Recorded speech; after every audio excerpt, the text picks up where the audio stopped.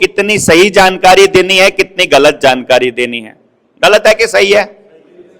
आप में से कितने लोग हैं जिनके पुरखों में कभी किसी ने अपनी बेटी या अपनी मां को जिंदा चिता पे जलते हुए देखा था?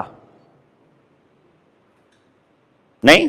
मैं पूरा राजस्थान घूम आया, एक भी परिवार नहीं मिला। तो फिर वो हरामखोर कौन है जो हमारे बच्चों को पढ़ा रहा है कि भारत से सती प्रथा राजा राम मोहन राय ने समाप्त की, जब वो प्रथा थी ही नहीं? हमारे यहां किसी कहानी में, किसी गांव में, किसी पुरखे की जबान से कहीं पर कोई जानकारी नहीं है कि परिवारों में ऐसा रिवाज था कि यदि पति मर जाए तो पत्नी को जिंदा जलाया जाएगा। है क्या आपके यहां? मैं घूम घूम के थक गया भैया, मैं तो पूरे देश में घूम रहा हूं ना। इसका मतलब आपके बच्चों को गलत पढ़ाया गया। ये मैं क्यों कह रहा हूं?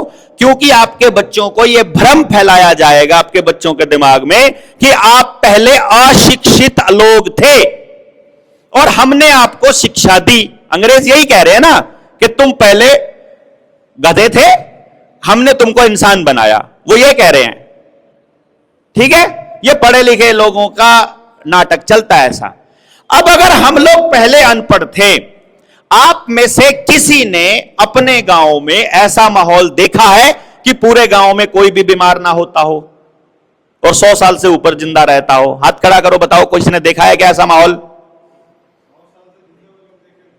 देखे ना हमने, हैं? अच्छा भैया जी, हम अनपढ़ लोग थे तो 100 साल जिंदा रहने की कला जानते थे। एक भी गांव में नशा नहीं था, एक भी गांव में क्राइम नहीं था, एक भी गांव में कोई रेप की घटना नहीं होती है। और हमारे पुरखों के बनाए हुए महल 1000 साल से ज्यादा के चल रहे हैं, आज चल रहे हैं। उनके बनाए हुए किले टूटने का नाम नहीं ले रहे। वहां पे तोप भी चली है, गोलियां भी चली है, आग भी लगी है, लड़ाइयां भी हुई हैं, उसके बाद भी नहीं टूट रहे। और हमारे वाले पुल बनाते बनाते टूट रहे हैं, पढ़े लिखे वालों के। नहीं समझ में आ रहा? अगर हमारे पास साइंस नहीं थी तो हर घर में 5-5 किलो चांदी और सोना निकालने की प्रक्रिया कहां से आई? स्वस्थ रहने की प्रक्रिया भी थी, बच्चे बिना किसी सिजेरियन के होते थे। लेकिन आपको झूठ बोलने वाली उल्लूपैथी वालों ने, एलोपैथी को हम उल्लूपैथी बोलते हैं, उल्लूपैथी वालों ने आपको यह बताया कि पहले बच्चे जन्म के समय मर जाते थे, ठीक है, और अब हम मरने नहीं देते, ऐसा बता रहे हैं ना। क्या आपने रिसर्च करी कि इस बात में कितनी सच्चाई है? पिछले साल भारत में 5 साल से कम उम्र के 25 लाख बच्चा केवल 3 कारणों से मरा है। 25 लाख बच्चा गलत इलाज होने की वजह से, इलाज ना मिलने की वजह से और कुपोषण की वजह से। और यह आंकड़ा बीमारी का हो, चाहे पोलियो का हो, चाहे पहले हो, यह आंकड़ा हमारे उस भारत में 0 हुआ करता था, साल का आंकड़ा। कभी 2-4 साल में किसी की टांग खराब हो गई तो बच्चे की बात अलग है, और वो भी केवल तब खराब होती थी जब उसकी मां को गर्भ के दौरान कोई गलत केमिकल, या तो खेत में दवाई छिड़की जा रही है तब उसने कुछ सूंघ लिया, पी लिया, या उसके टच में आ गई, या उसको कोई और केमिकल उसको गलत खाया गया गलती से। इसलिए नहीं आया गया कि मेडिकल फैसिलिटीज की कमी थी, लेकिन हमको गलत पढ़ाया गया। अर्थात जिसके पास इंफॉर्मेशन सोर्स की कमांड होगी वही अगली पीढ़ियों को बताएगा कि गलत क्या है, सही क्या है और तुमको क्या करना चाहिए। क्यों जी?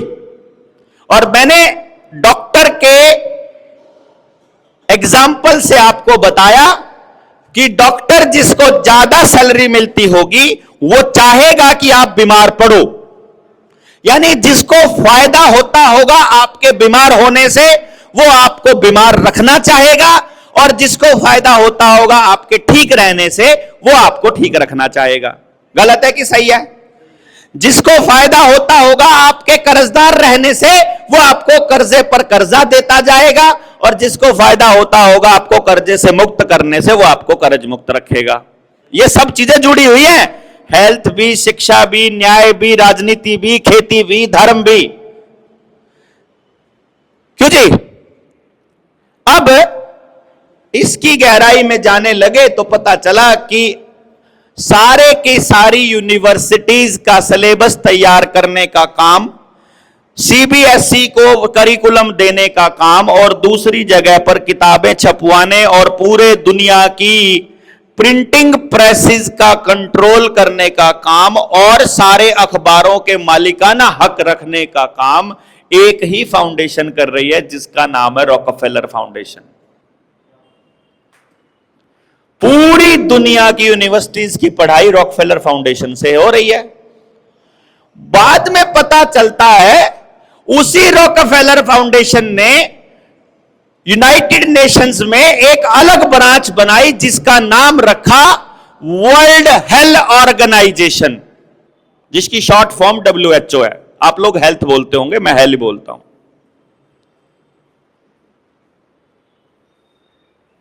समझ गए? WHO को फंडिंग कौन दे रहा है? Rockefeller foundation. WHO में पढ़ने वाले यानी मेडिकल फैसिलिटीज में पढ़ने वाले डॉक्टर्स का सिलेबस कौन तय कर रहा है? Rockefeller foundation. अभी इसको यहीं पर रोक लेते हैं, रॉकफेलर फाउंडेशन को। दुनिया में इराक ईरान युद्ध, इराक और अमेरिका का जब युद्ध हुआ तो इराक और अमेरिका के युद्ध में सद्दाम हुसैन को फांसी दी गई थी, यह कहकर के इसने बायो वेपन छुपा रखे हैं, और इराक में कोई बायो वेपन आज तक भी नहीं मिला। ठीक है, थोड़ी और जानकारी दे देता हूं। कोविड-19 के दौरान इस दुनिया के लगभग 13 राष्ट्रपति और प्रधानमंत्री, यानी राष्ट्र के अध्यक्ष, जहां राष्ट्रपति अध्यक्ष है राष्ट्रपति और जहां प्रधानमंत्री है वहां प्रधानमंत्री, जिन्होंने लॉकडाउन लगाने से और वैक्सीनेशन करने से मना कर दिया, ऐसे 13 राष्ट्राध्यक्षों को मौत के घाट उतार दिया गया था, जिनका असैसिनेशन कर दिया गया था। या तो वो बीमार होकर के मर गए 1 महीने की बीमारी के बाद, या फिर उनको गोली मार दी गई, या उनका प्लेन क्रैश हो गया, या उनका एक्सीडेंट हो गया, या उनको उन्हीं के कहीं पर हो गए, और आप तक कोई जानकारी नहीं पहुंची ना।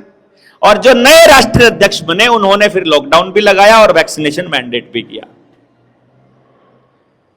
ठीक है, अब मैं ये क्यों बता रहा हूं?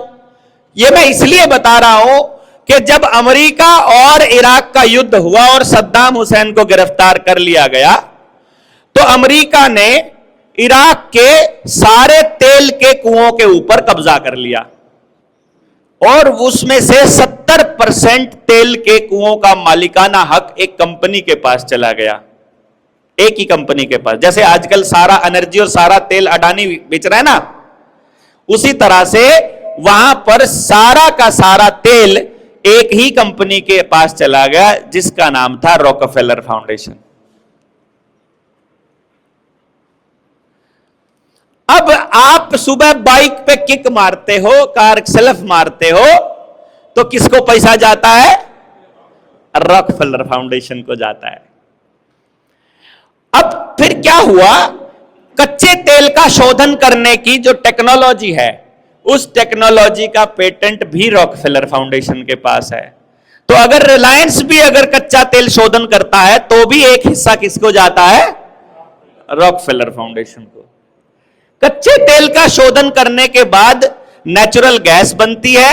बाद में चेक करना, सारे फैक्ट वीडियो में मिलेंगे, सारे चेक करना, सब गूगल पे मिल जाएगा, टेंशन मत लो।